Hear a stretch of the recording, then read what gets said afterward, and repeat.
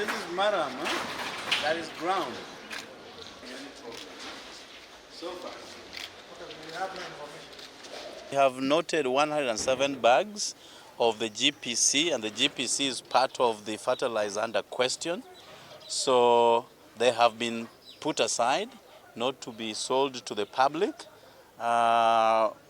We have also noted actually that a farmer came here and registered his complaint on the same.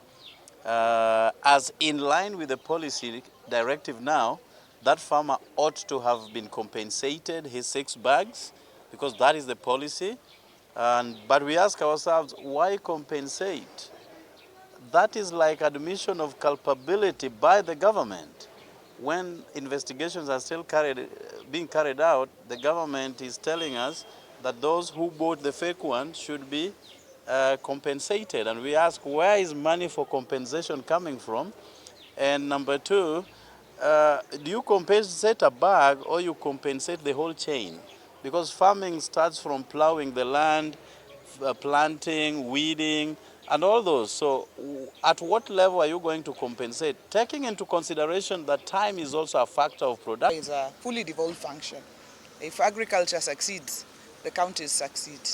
If agriculture fails, the counties fail.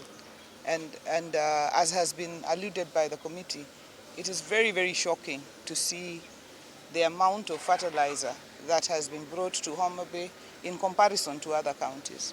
The Additional Allocations Act states that Homabay is supposed to receive fertilizer worth 165 million. By our calculation, the fertilizer that has been received in Homabay does not reach 30 million, which means that 130 million worth of fertilizer has not been brought to Homabay. And this has been my appeal to the committee, that there has to be fairness and equity, because Homabay registered 245,000 farmers, actually becoming number 5 in terms of the number of registered farmers of all counties in the country. And therefore, Homabay deserves to receive its fair share of the fertilizer. When we had a meeting as a Committee of Agriculture, when we called upon the CS of Agriculture, Balinturi, to come to tell us what he understands with the issue of the fake fertilizer, it came to our notice that he surprised us that he doesn't even have any information. In fact, he left us even with no reason, like there was no substance when he came before us.